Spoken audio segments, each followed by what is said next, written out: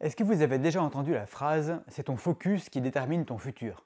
En d'autres termes, vous irez là où vous focalisez votre attention.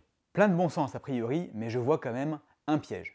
C'est le programme d'aujourd'hui et il y a une opportunité à ne pas rater pour ceux qui restent jusqu'au bout de la vidéo. Bonjour, je m'appelle Jean et je pense que dans la vie, tout n'est qu'une question de caractère.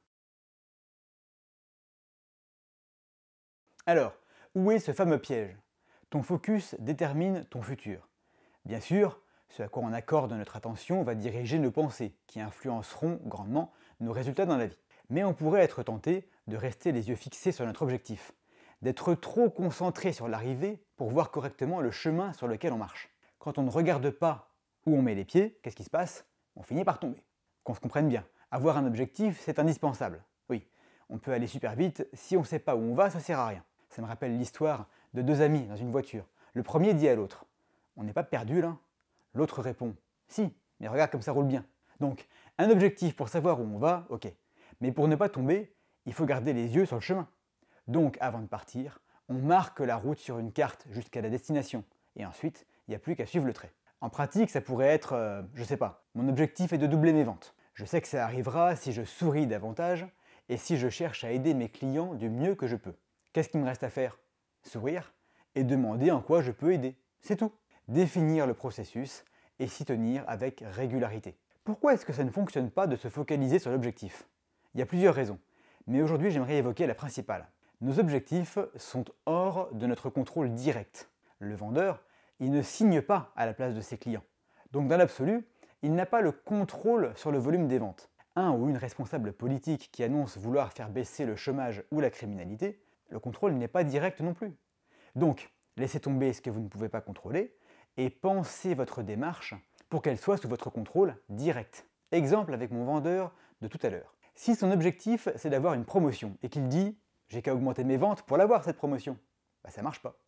Parce qu'il n'a aucun contrôle direct sur ses ventes. Je me demande parfois dans la journée, est-ce que je suis en train de m'occuper de quelque chose que je contrôle ou pas? Faites-le vous aussi si vous voulez, vous serez peut-être surpris.